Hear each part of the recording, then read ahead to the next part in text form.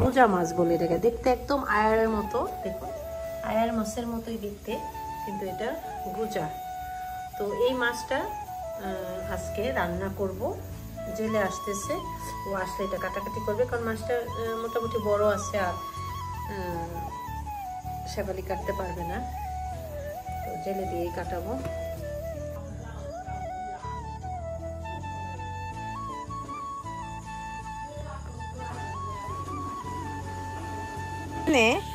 সিদম মাছটা কেটে নিচ্ছে, দেখুন এত রাত্রে মাছ কাটাকাটি, কারণ সে হাটে ছিল। আমাদের এখানে বৃহস্পতিবার হাট হয়, হাটে অনেক রাত পর্যন্ত থাকতে হয়, তাই আর টাটকা মাছ খাওয়ার মজাই আসলে আলাদা। তাই রাত্রে তাকে ডেকে এনে কাটানো হচ্ছে, আর কাটানোর পর এটা রান্না করা হবে। এখন মাছটা কেটে হয়েছে, এখন শেফালি রান্না করবে গোজা মাছ। রান্না কিভাবে করবা শেফালি? এটাকে শুধু পেঁয়াজ দিয়ে, বেগুন দিবা না? ও আচ্ছা, বেগুন দিয়ে রান্না করবে। হ্যাঁ, তো তেলটা গরম হয়ে যাওয়ার পর দেখুন তেজপাতা দিয়েছিল, তারপর একটু পেঁয়াজও দিয়ে দিচ্ছে। এখন লবণ দিয়ে দিচ্ছ না? তারপর কি দেওয়া? পেঁয়াজ তো কালার আসে নাই, এখন কি দিচ্ছ? আদা বাটা। বাবা, এতখানি লাগবে? আর কি? রসুন হাফ চা চামচ আর আদা বাটা দিল 1 চা চামচ না? আর আমি এখানে বসে বসে চা খাচ্ছি আর শেফালি রান্না ভিডিও করছে।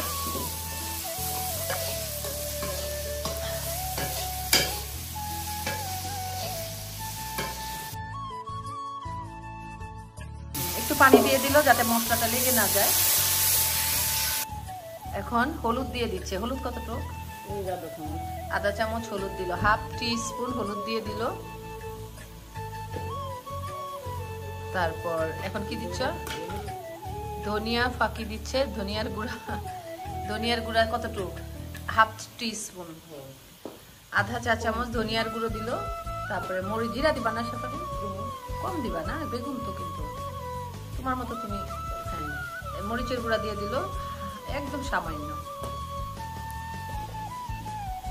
এবার দিবে জিরা,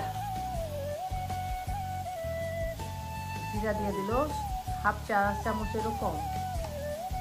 এখন মশলাটাকে খুব ভালো করে কষিয়ে নিবে। এখন মাছগুলো দিয়ে দিচ্ছে, দেখি গোজা মাছ। হ্যাঁ, পেটি রান্না করা হচ্ছে।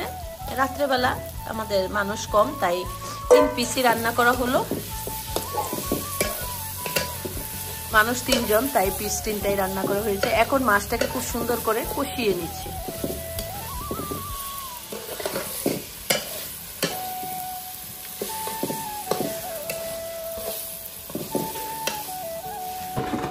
দেখুন মাছটা কষানো হয়ে গিয়েছে না?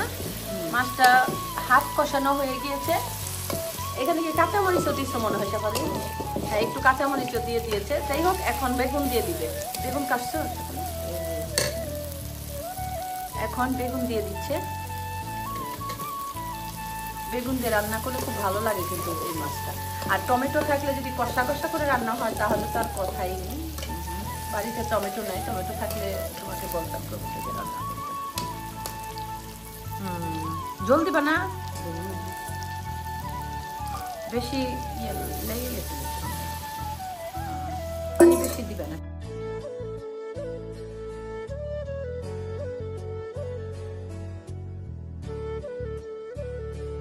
লাকড়ি চুলাতে একটু পানি বেশি দিতে হয়, তাই না? গ্যাসের চুলাতে এই পানিতে হয়ে যেত আস্তে আস্তে জাল। গ্যাসের মাটির চুলার জাল তো অনেক বেশি, সেই জন্য একটু জল দিতে হবে। হ্যাঁ, কাঁচামরিচ দেওয়া, কাঁচামরিচ পরে দিবে না, একটু পরে।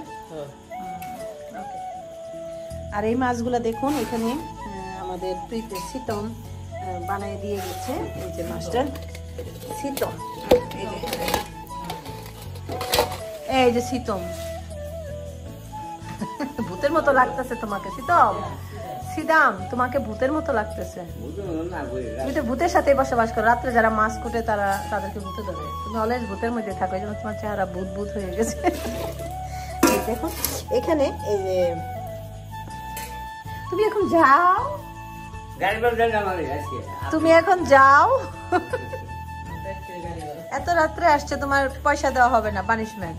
তুমি এখন চলে যেতে পারো, আমাদের কাজ শেষ। যাই হোক, এখানে রিঠা মাছগুলো কেটে দিয়েছে, আর এখানে ইয়া মাছ। হ্যাঁ, আমাকে একটু খাওয়াও দেখি, ঝোলটা দেখতে কেমন হয়েছে।